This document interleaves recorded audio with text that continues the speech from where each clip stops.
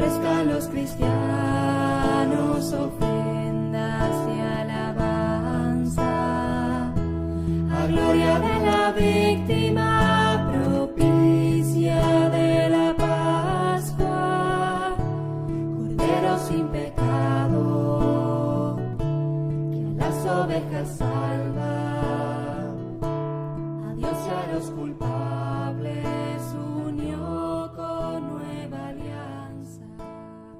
Hola hermanos, el día de hoy, 14 de abril del 2023, pues imagínense ustedes, viernes de Pascua, viernes de la primera semana de la Pascua. Y bueno, fíjense ustedes, tan precioso, hace una semana exactamente estábamos celebrando el Viernes Santo. O sea que hace una semana estábamos viviendo la adoración de la cruz, los santos Vía Crucis que se hacen, ¿no? La procesión del Santo Entierro y todas aquellas cosas preciosas que, con las que celebramos este día tan particularmente importante de nuestra vida de la fe, que es la entrega del Señor en la cruz por cada uno de nosotros. Bueno, hoy es día, fíjense, se le llama San Telmo, ¿ok? Pero su nombre es Pedro González Telmo. Y además, primer problema que tenemos con él es que él no ha sido canonizado. Fue reconocido beato en 1741. Incluso, insisto, se le sigue llamando santo, pero realmente nunca ha sido canonizado. Hay un barrio en Buenos Aires muy famoso, ¿no? En la zona sur de... si el norte es San Nicolás, ¿no? Entonces el sur es un barrio pequeñito, pero se llama San Telmo, ¿no? En honor a él también. Él fue canónigo en Palencia y entonces parece ser que era de una familia de alcurnia y él había nacido en 1190 y además llegó a ser canónigo ahí en la ciudad de Palencia. Luego va a ser trasladado a Tuy, pero bueno, igual siempre en Palencia, ¿no? El tema es que era un excelente predicador. Pasó a ser, después de ser canónigo, pasó a ser de la orden de predicadores, de los dominicos, y bueno, ya les digo, un predicador extraordinario que acompañó a varios, sobre todo al rey Fernando III, en algunos de la reconquista, digamos, del sur de la zona de Andalucía en España. Fíjense que es patrono de los marineros, ¿ok? Y eso viene por unos milagros que se le atribuyen a él en ayuda de los marineros y de los pescadores. Pero parece ser que por ellos tenía él un cariño muy grande y que por eso viene ahí. Fue nombrado al final prácticamente de su vida como abad en un monasterio en Portugal, pero él regresará a Tuy, allá en España, en Palencia, y ahí va a morir. Bueno, y murió, de hecho se dice que en la Pascua del año 1246. Se le celebra, fíjense, en los lugares donde se le celebra, o bien se le celebra el día de su muerte, el 15 de abril, ¿okay? Pero fíjense, el 14 de abril es la fiesta dentro de la iglesia, pero también se le celebra, si no el lunes de la segunda semana de Pascua. Interesante, ¿no? Un predicador, una persona insigne, que sencillamente llevó el evangelio y que acompañó en el proceso en el que se iba recuperando algunos de los territorios para la fe católica.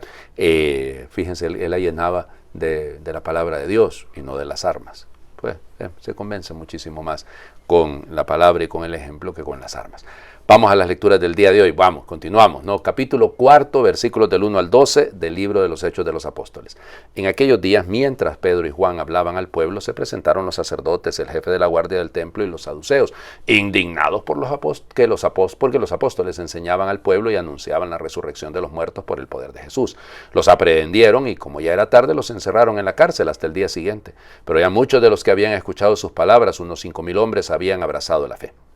Al día siguiente se reunieron en Jerusalén los jefes del pueblo, los ancianos y los escribas, el sumo sacerdote Anás, Caifás, Juan, Alejandro y cuantos pertenecían a las familias de los sumos sacerdotes. Hicieron comparecer ante ellos a Pedro y a Juan y les preguntaron: ¿con qué poder o en nombre de quién han hecho todo esto? Pedro, lleno del Espíritu Santo, dijo: jefes del pueblo y ancianos, puesto que hoy se nos interroga acerca del beneficio hecho a un hombre enfermo, para saber cómo fue curado, sépanlo ustedes y sépalo todo el pueblo de Israel. Este hombre ha quedado sano en el nombre de Jesús de Nazaret, a quien ustedes crucificaron y a quien Dios resucitó de entre los muertos. Este mismo Jesús es la piedra que ustedes, los constructores, han desechado y que ahora es la piedra angular. Ningún otro puede salvarnos, pues en la tierra no existe ninguna otra persona a quien Dios haya constituido como Salvador nuestro. palabra de Dios. Te alabamos, Señor. Desde el momento en el que Pedro, lleno del Espíritu Santo, acuérdense que el gran protagonista de la Pascua y el protagonista del libro de los Hechos de los Apóstoles, por eso a veces se le llama así el Evangelio del Espíritu Santo. De hecho me he confundido muchísimas veces en los años anteriores y les he dicho eso, ¿no? Digo el Evangelio del Espíritu Santo en lugar de decir el libro de los Hechos de los Apóstoles. En fin, el hecho de que Pedro con tanta valentía diga las cosas y las diga con tanta fuerza es impresionante y es una razón suficiente para que nos demos cuenta de lo que puede hacer el Espíritu Santo en bien de nosotros, de la gracia que puede concedernos el Espíritu Santo cuando somos capaces de dejarnos conducir por Él.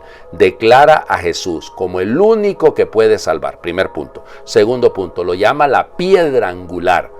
Y en tercer lugar, fíjense ustedes, es capaz de decirles con toda claridad, ustedes lo crucificaron, son ustedes los responsables. Por eso ha sido en el nombre de Jesús que aquel hombre, que aquel paralítico ha sido sanado. Y fíjense cómo lo hace, ¿no? Cómo lo hace Pedro. Dice, se nos pregunta en el nombre de quién ha sido curado este hombre enfermo. Hombre, está volviendo a pasar lo mismo que pasó con el Señor Jesús, ¿no? Se le acusaba de hacer un bien, cuando, hombre, lo que deberían de haber hecho los sumos sacerdotes, los judíos en general, es alegrarse por el bien hecho por ellos en nombre del Señor Jesús. Vamos al Evangelio. Este texto no lo vamos a terminar porque acuérdense que vendrá la segunda parte del texto preciosa, porque vamos a leer el inicio del capítulo 21 del Evangelio de Juan hasta del versículo 1 hasta el versículo 14. Pero como les digo, la segunda parte del texto, que sería las preguntas a Pedro, se va a hacer en otro momento. Ya mañana vamos a leer creo que un pedazo del Evangelio de Marcos. En fin, vamos. En aquel tiempo Jesús se les apareció otra vez a los discípulos junto al lago de Tiberíades. Se les apareció de esta manera. Estaban juntos Simón Pedro, Tomás, llamado el gemelo, Natanael, el de Caná de Galilea, los hijos de Zebedeo y otros 2 discípulos. Simón Pedro les dijo, voy a pescar. Ellos le respondieron, también nosotros vamos contigo. Salieron y se embarcaron, pero aquella noche no pescaron nada. Estaba amaneciendo cuando Jesús se apareció en la orilla, pero los discípulos no lo reconocieron.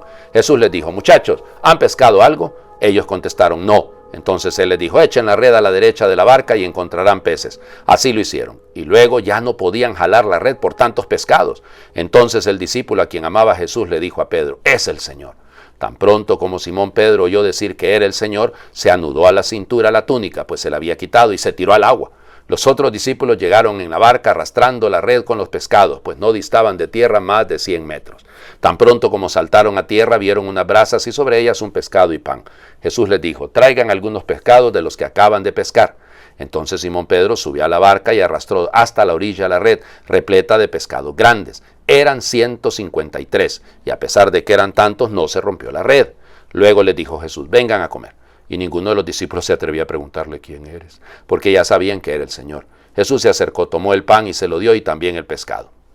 Esta fue la tercera vez que Jesús se apareció a sus discípulos después de resucitar de entre los muertos. Palabra del Señor. Gloria a ti, Señor Jesús.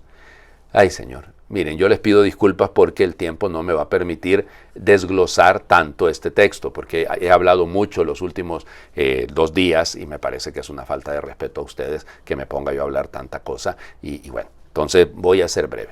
3 puntos. Primer punto, volvieron a lo mismo. Los discípulos volvieron a lo que ya hacían antes. Esa es la tentación eterna, ¿no? Cuando vivimos la experiencia de Dios, entonces mejor volver a lo que ya sabemos y no arriesgarnos, no ser capaces de dejarnos conducir por el Espíritu. En este caso, Pedro pues vive esa experiencia y Pedro es un líder, y arrastra con él a una buena cantidad. Interesante, ¿no? Que se dice los nombres de quienes están ahí, pero hay 2 discípulos de los que el autor no menciona el nombre. Los padres de la iglesia dicen que ahí podemos poner nuestro nombre, ¿no? Porque somos nosotros los que estamos incluidos, y el hecho de que sea un plural, porque son 2, habla de la iglesia, la apertura de la iglesia. Pedro es un líder. Muy bien, primer punto. Entonces regresan a lo mismo. Me voy a pescar. No, a pescar. Yo también voy nosotros vamos también contigo. Y eso, de volver a lo mismo. Esa es la tentación eterna. Segundo, fíjense la manera como Jesús los trata. Les dice, muchachos, hombre, otra vez volvieron, son tan inmaduros otra vez, niños casi les dice, ¿han pescado algo? Sí, que van a pescar nada. Un resfriado es lo que pueden pescar cuando lo hacen sin Dios. Tiren la red a la derecha, claro. y agarraron 153 pescados. Acuérdense que de eso ha corrido mucha tinta. No hay claridad exacta de por qué el número de los pescados, y además quién los contó. Ya les digo, hay teorías que son 153 los que eran miembros de la comunidad juánica, o bien que se refiere a 153 pueblos, es decir, no lo sabemos, no lo tenemos claro. Pero el hecho de que sean tantos y las locuras de Pedro, se lanza al mar, hombre, si no distaban tanto de tierra, y luego él, Superman, arrastra él solito la red. O sea, estas reacciones de Pedro son muy propias de nosotros también. O sea, nos pasa en esa inmadurez en la que a veces vivimos, que reaccionamos de manera, como les diría, primaria, reaccionamos de una manera desequilibrada. Pedro necesita calmarse. Por eso, fíjense, como Juan, el discípulo a quien Jesús amaba, sí entiende que es el Señor. Nadie se atrevía a preguntarle quién era, porque sabían que era el Señor. Interesante esto, ¿no? O sea, nosotros nos puede pasar muchas veces esto, ¿no? Esa actitud muy petrina y muy poco juánica, que es dejarnos llevar por a quien conocemos. Y reconocerle, pero no preguntarle.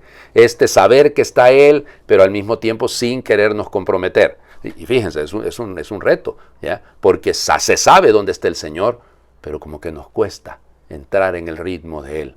Y Él ya tiene listo todo. Tiene listo pan, pescado, es decir, nos va alimentando. Recuerden cómo se le conoce al partir el pan, y eso es lo que Él hace. Y por último, el elemento que a mí me gusta muchísimo, esta es la tercera vez que se apareció Jesús a los discípulos. O sea, ya, hombre, ya 3 veces y todavía no quieren entender. Nos puede pasar igual a nosotros. Tantísimas veces vemos el actuar del Señor y nos cuesta entrar en su ritmo. Les invito a hacer oración. Desde que tú te fuiste no hemos pescado nada. Llevamos 20 siglos echando inútilmente las redes de la vida y entre sus mallas solo pescamos el vacío. Vamos quemando horas y el alma sigue seca. Nos hemos vuelto estériles, lo mismo que una tierra cubierta de cemento. ¿Estaremos ya muertos? ¿Desde hace cuántos años no nos hemos reído? ¿Quién recuerda la última vez que amamos? Y una tarde tú vuelves y nos dices, echa tu red a tu derecha, atrévete de nuevo a confiar, abre tu alma, saca del viejo cofre las nuevas ilusiones, dale cuerda al corazón, levántate y camina. Y lo hacemos, solo por darte gusto. Y de repente nuestras redes rebosan alegría, nos resucita el gozo, y es tanto el peso de amor que recogemos, que la red se nos rompe, cargada de 150 nuevas esperanzas. Ah, tú fecundador de almas, llégate a nuestra orilla, camina sobre el agua de nuestra indiferencia, devuélvenos, Señor, a tu alegría. Amén. Señor esté con ustedes. Y por intercesión de San Pedro González Telmo, les bendiga a Dios, que es Padre, Hijo y Espíritu Santo, y su bendición descienda, les acompañe siempre. Verdaderamente ha resucitado el Señor. Cristo ha resucitado, verdaderamente ha resucitado. Resucitó de veras, mi amor y mi esperanza.